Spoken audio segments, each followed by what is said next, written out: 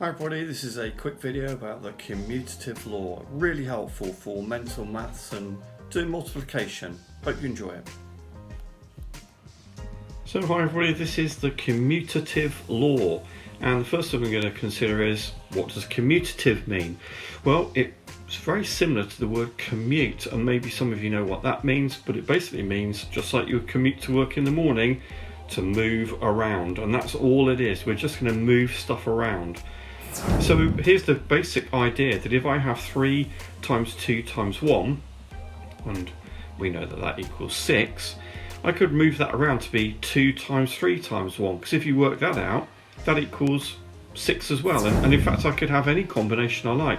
I could have 1 times 2 times 3, 1 times 3 times 2, anything I liked. So why is this of use to us? Well, if we've got something like 2 times 7 times 5, well, 2 times 7 is 14, and then I've got to do 14 times 5, and that all gets a bit grotty because I can move things around. I could rewrite that as 2 times 5 times 7. I've just moved the 7 and I've just moved the 5, and hang on, 2 times 5, that's 10, and then I just times that by the 7 and I get 70. I think that's a lot easier.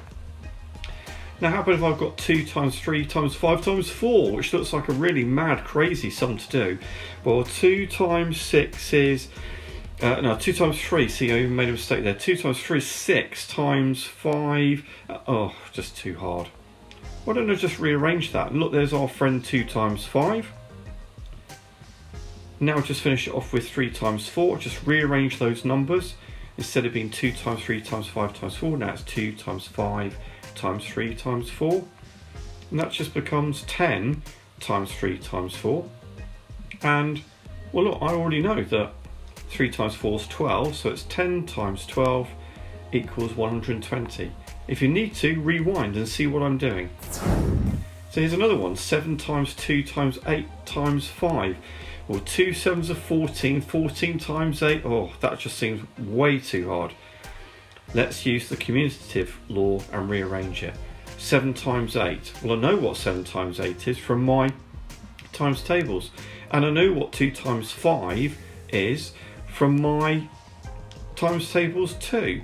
And in fact, you'll see that I've got another video about associative laws, and this helps with describing how I'm going to do this. But by the by, 2 times 5 is 10. 7 times 8 is 56, 56 times 10 equals 560.